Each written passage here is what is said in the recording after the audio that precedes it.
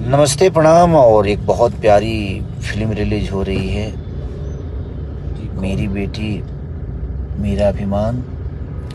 तो उस टीम के सबको दिल से ढेर सारी शुभकामना कि आप सबकी फिल्में बहुत अच्छा करें, और खासकर रंजना जी को ढेर सारी विशेष।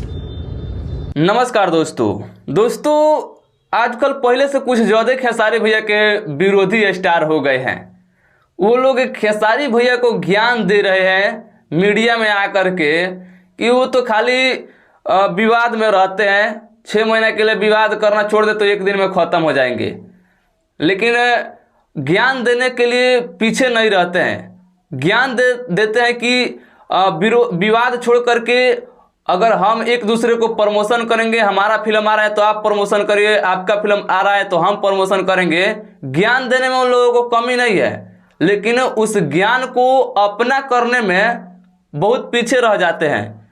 देखिए, खेसारी भैया अंजना सिंह का एक फिल्म आ रहा है, मेरी बेटी मेरा अभिमान। उस फिल्म के सपोर्ट में वीडियो बना करके खेसारी भैया प्रमोशन कर दिए। लेकिन जो लोग ज्ञान दे रहे हैं आजकल, उन लोगों को कुछ पता नहीं है कि अंजना सिंह का एक फिल्म आ रहा है, उसको हम एक दूसरे को सपोर्ट करना चाहिए। खाली ज्ञान देने में लगे रहते हैं। तो ऐसे के लिए आप लोग क्या कहिए, कमेंट में बताइए।